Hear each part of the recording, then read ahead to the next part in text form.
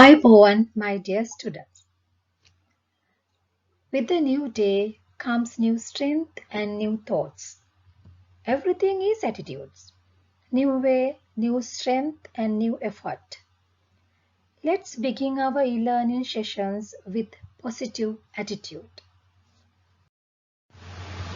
Today we are going to discuss about abnormalities of PQRST waveform.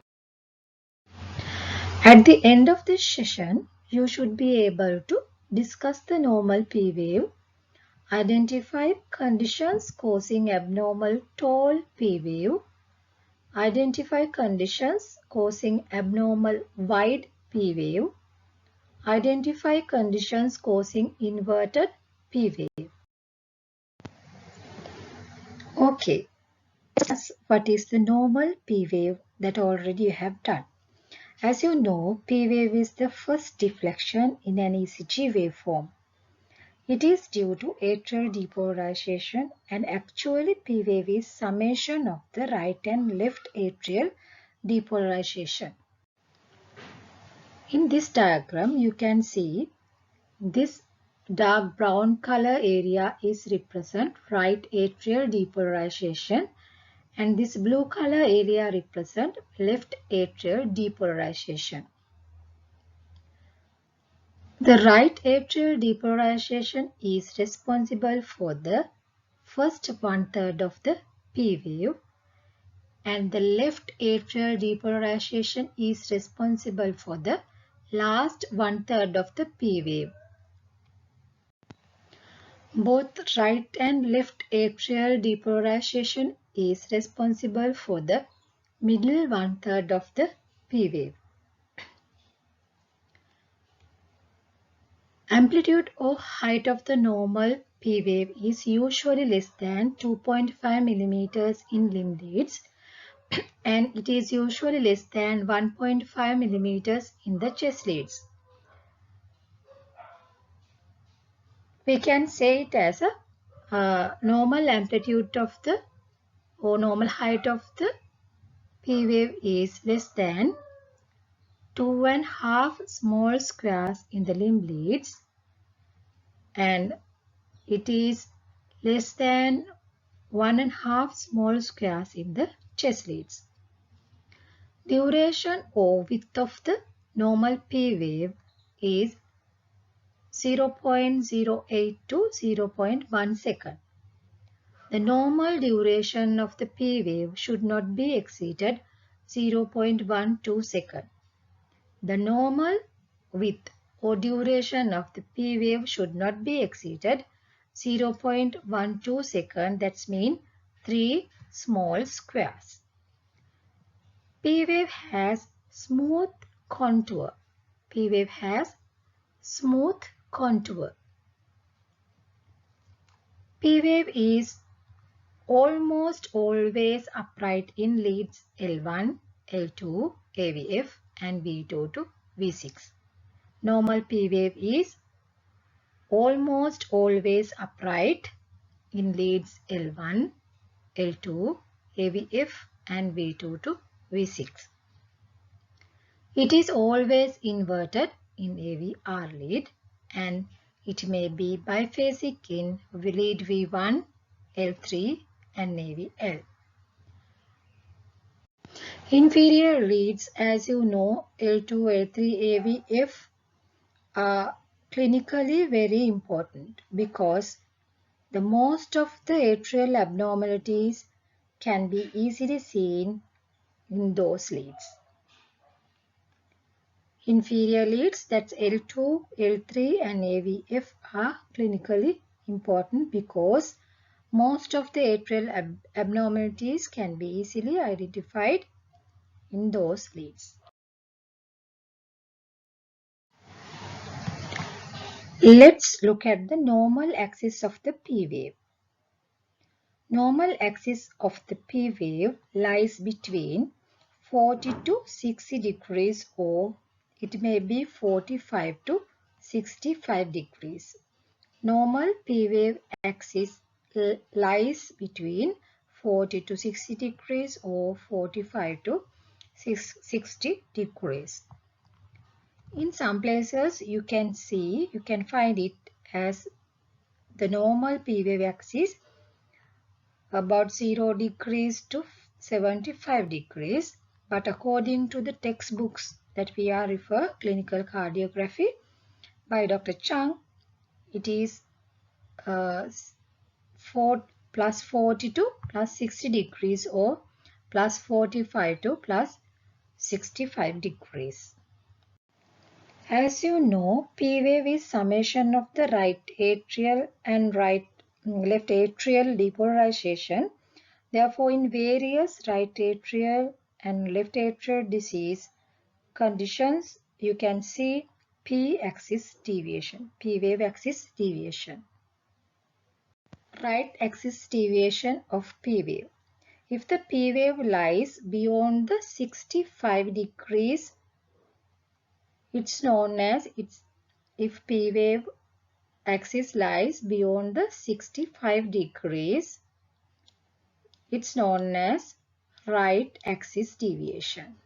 Right axis RAD, right axis deviation.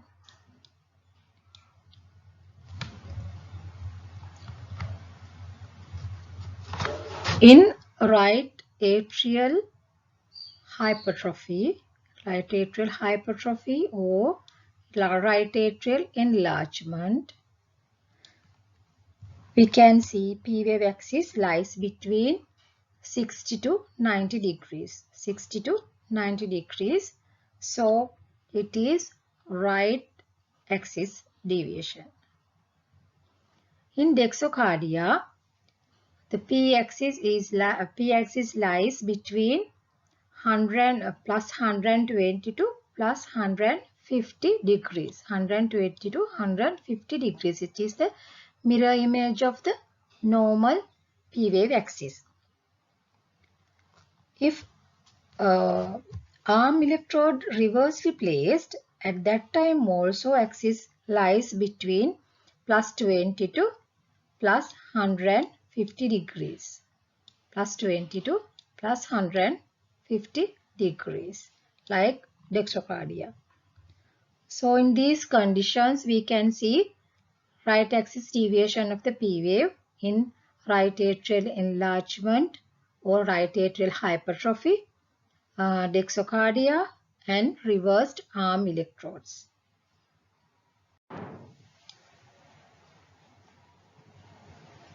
In left axis deviation, axis lies less than. In left axis deviation, axis lies less than 40 degrees. Less than 40 degrees. So at that time we call it is left axis deviation of the P wave. In left atrial enlargement or left atrial hypertrophy, there may be a left axis deviation of the P wave. And in nodal rhythm or ventricular rhythm, in nodal or ventricular rhythm, we can see left axis deviation. Axis lies minus 80 to minus 90. Minus 80 to minus 90, this area. In WPW syndrome also, P wave axis lies between minus 90 to minus 100 area.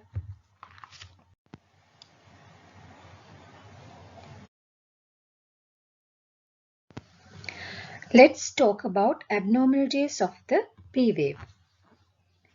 Are P wave too tall? As you already know, normal height of the P wave is 2.5 millimeters or 2.5 small squares. If the height is more than 2.5 millimeter, it is called tall P wave or P pulmonale. This can be seen in right atrial hypertrophy or right atrial enlargement.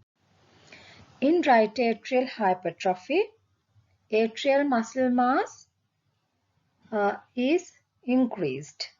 right atrial muscle mass is increased. In right atrial enlargement, the right atrial volume is increased. The volume is increased. Therefore, the both situations, right atrial enlargement or right atrial hypertrophy, right atrial depolarization lasts longer than normal. Therefore, its waveform extends to the end of the left atrial depolarization, causing tall P wave. We can't differentiate the right atrial enlargement and the right atrial hypertrophy by doing single ECG. It can only be done by echocardiography. The P wave amplitude of more than 2.5 mm is seen in L2, L3 and AVF, inferior leads. In V1, prominent initial upright deflection of the biphasic P wave. In V1, prominent initial upright deflection of the biphasic P wave is seen in the right atrial hypertrophy or right atrial enlargement. Here the width of the P wave is normal. Width of the P wave is normal, only height of the P wave is increased. This is commonly called P pulmonale. This is commonly called P pulmonale because it is often secondary to pulmonary diseases, pulmonary valve stenosis or pulmonary regurgitation. So it's called P pulmonale. You can see in this diagram, this is the normal right atrial depolarization. This is the normal left atrial depolarization due to the right atrial enlargement or right atrial hypertrophy. Right atrium takes more time to depolarize. Right atrium takes more time to depolarize. So the waveform is extend to the end of the left atrial depolarization. But the height is increased, P wave height is increased, but the width of the P wave is not increased. If the right atrial enlargement is or right atrial enlargement or hypertrophy is due to congenital heart disease, it is called P congenitale. It is called as P congenitale.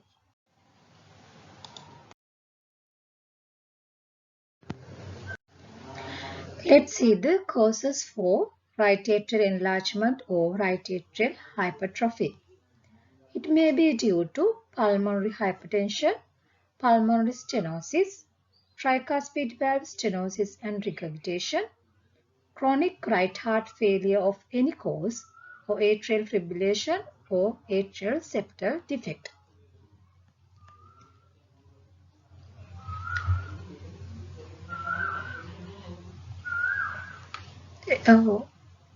Sometimes with severe hyperkalemia may also cause tall and peak P waves that should be excluded. In the lesson regarding chamber hypertrophy, you will learn more detail about those things. Look at these ECGs. In L1, height of the P wave is more than 2.5 mm.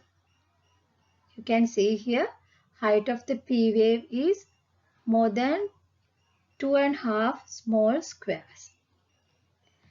In V1, P wave is biphasic and the initial positive deflection can be seen and its height is more than 1.5 mm. Here also you can see tall peak P wave in L2.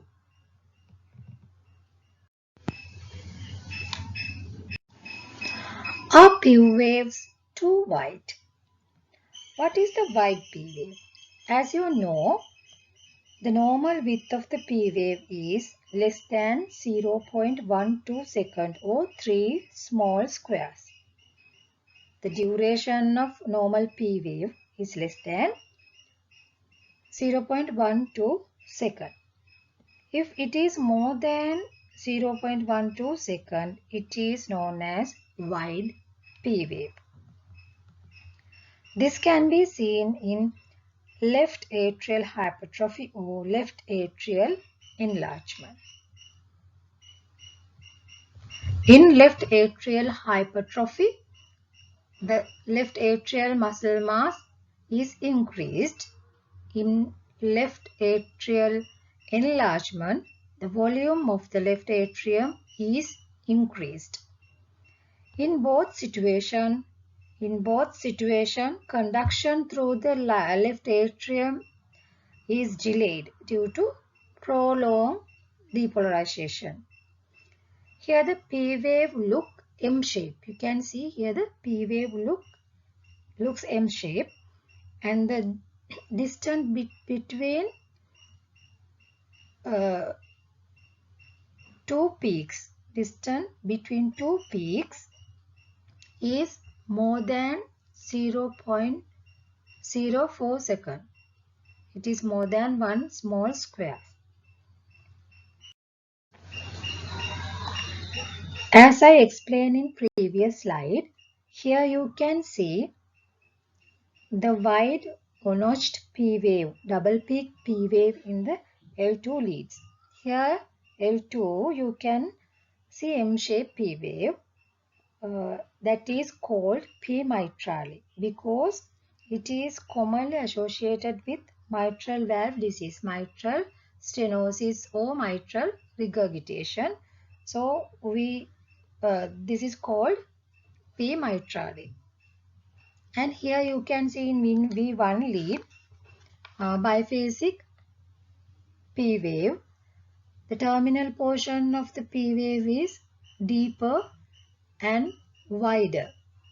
So in left atrial hypertrophy or left atrial enlargement, you can see the wider and deeper terminal portion of the P wave in V1 lead. Here you can see in this diagram, this is the normal right atrial depolarization. This is the normal left atrial depolarization. Due to left atrial hypertrophy or left atrial enlargement, atrial muscle mass get more, left atrium gets more time to depolarize. So the P wave is get wider.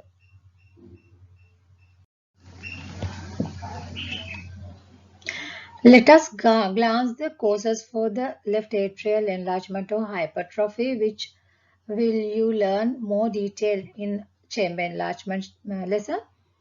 Causes for the left atrial enlargement or hypertrophy may be due to mitral valve disease, that's mean mitral stenosis, mitral regurgitation, or both. It may be due to systemic hypertension, or it may be associated with the left ventricular hypertrophy in aortic valve disease, or it may be due to cardiomyopathy. In lead 2 of this CCG, you can nicely see broad and notched P wave. The duration is more than 0.12 second. The duration is more than 3 small squares. In lead V1, you can see biphasic P wave and prominent negative deflection in the terminal portion of the P wave. In this diagram, you can see the dark blue area represents right atrial depolarization and the light blue area represents left atrial depolarization. Left atrium takes more time for the depolarization and mean vector lies around the 30 degrees. causing left axial deviation, left axis deviation. As well, it is represent bifid P wave. You can see here M-shape P wave. Let's see what's the biatrial enlargement. If right atrium and left atrium, both of them are enlarged, at that time we call it biatrial enlargement or biatrial hypertrophy. So, in this diagram, you can see there is a comparison of normal P wave and P wave of right atrial enlargement, left atrial enlargement and biatrial enlargement. In biatrial enlargement also there may be a bifid P wave, but the initial portion of the P wave is increased, is taller than the terminal portion of the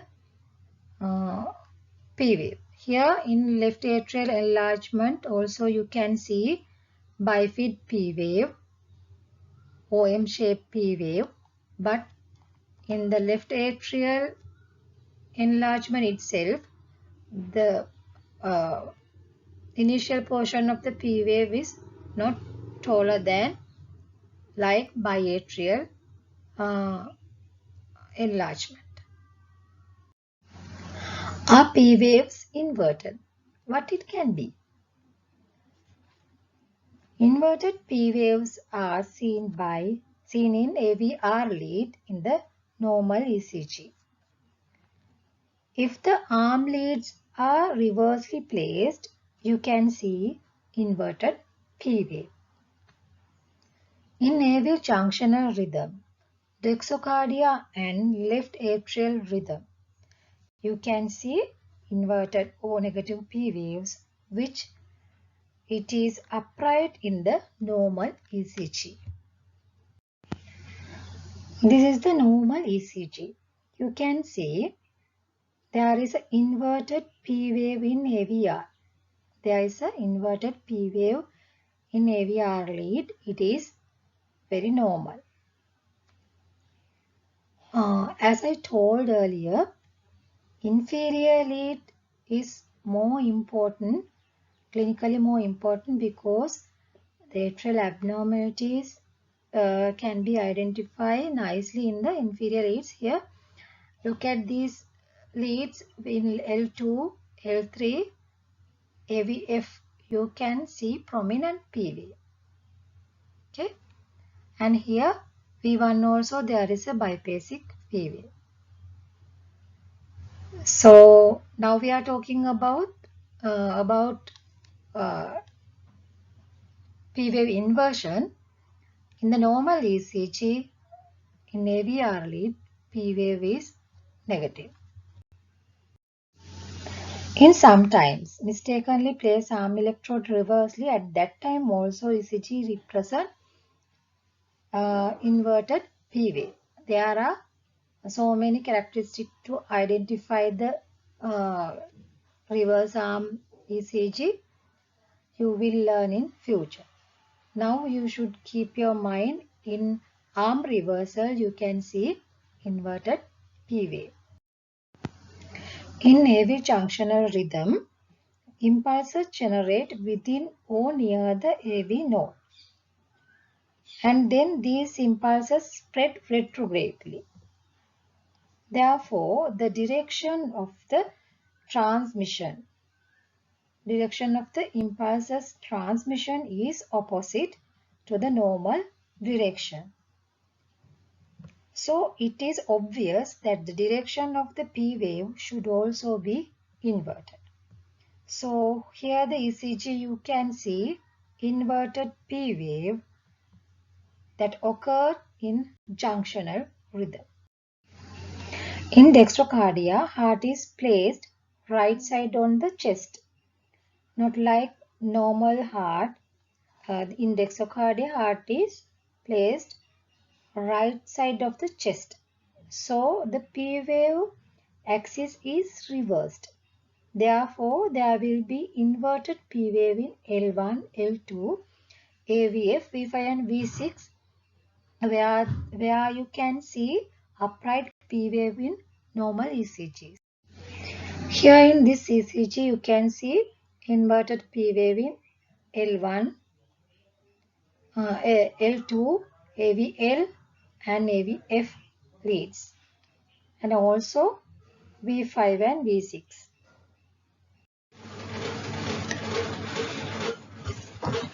In the left atrial rhythm, impulses originate from the left atrium and travels towards the right atrium. So the conduction is from left to right. But the normally atrial conduction travels right to left. You can see in this diagram. Normally impulses travels right to left.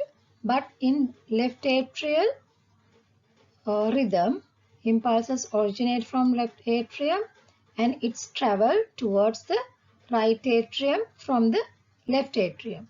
So the P wave axis is a mirror image of the normal axis. Therefore, left atrial rhythm represent inverted P wave in which those are upright in normal rhythm. You can see in normal rhythm L2, L3 and AVF are positive, have positive P waves. In atrial rhythms you can see L2, L3 and AVF have negative P waves, and V1 there is a positive P wave.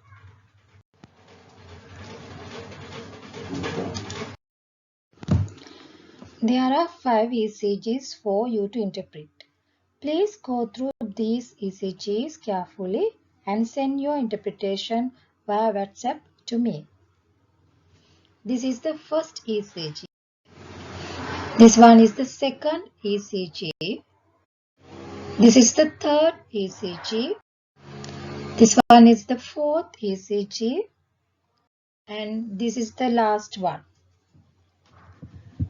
In next session, I will discuss the conditions where P wave is absent, conditions causing abnormal shape P wave, and conditions where P wave is not followed by QRS. Try to go through these topics before next session. You cannot be perfect all the time, but the effort is the most important thing. It is not about perfect, it's about effort. Thank you very much.